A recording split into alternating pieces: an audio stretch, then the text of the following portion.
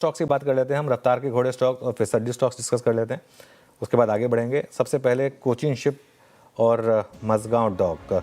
Shipping जो कि defence वाले शिपिंग स्टॉक्स हैं उनमें ज़बरदस्त रैली है। आज सुबह जो गार्डन रीच ने अनाउंसमेंट किया था उसके बाद से इस पूरे सेक्टर में तेज़ी है और कोचिन तो आज एफएनओ में भी एंट्री हुई है उसकी। तो दोनों के दोनों स्टॉक्स जो हैं ज़बरदस्त, कोचिन 12-13%, मझगांव डॉक ये भी करीब करीब 12% के करीब ऊपर है।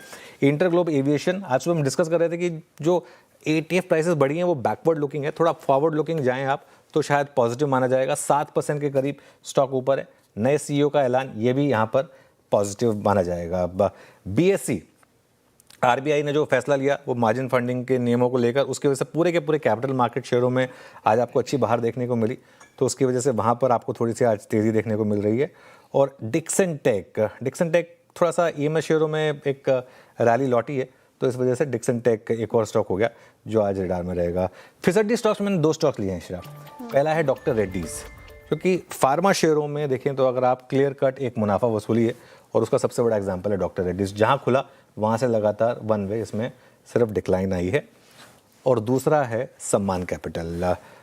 हालांकि इसको मैं फिसड्डी क्यों कह रहा हूं जबकि ये 0.5% ही नीचे है, क्योंकि इसने आज फिर लोगों को फंसाया है या फंसवाया गया है, जो मर्जी कह लें आप। खुलते ही आज फिर जो लेने वाले हैं वो फंसे। आई थिंक ये इंपॉर्टेंट है, वो बार बार वही कहानी हो रही है।